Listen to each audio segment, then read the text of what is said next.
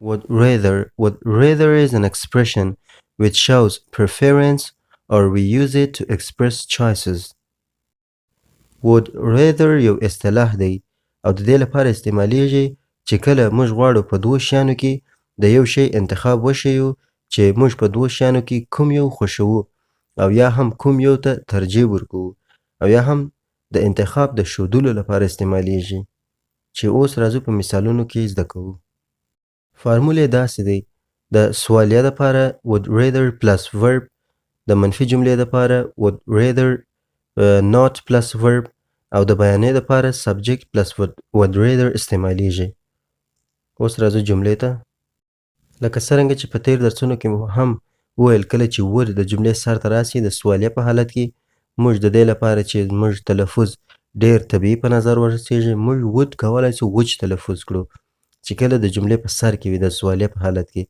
نو would you rather study English or pashto؟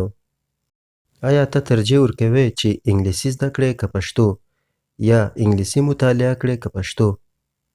جواب I would rather study pashto. زه ترجیح ورکوم چې پښتو مطالعه کړم. او که چیرې منفي I would rather not study pashto. زه ترجیح ورکوم چې پښتو مطالعه ونه کړم. He would rather not stay there. دی ترجیح ورکوي چې هلته پاته نسی یعنی دی نه غواړي چې هلته پاته سي. Would you rather stay home or go out؟ آیا ته ترجیح ورکوي چې کور کې پاته سي که د باندې لاړ سي؟ I would rather go out. زه ترجیح ورکوم چې د باندې لاړ سم. همدارنګه منفي جمله I would rather not go out because weather is dusty. Would you rather fix my car or bicycle؟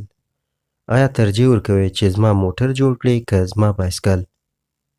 I would rather fix your car first. ترجیح ورکوم چې لومړی ستا موټر جوړ کړم.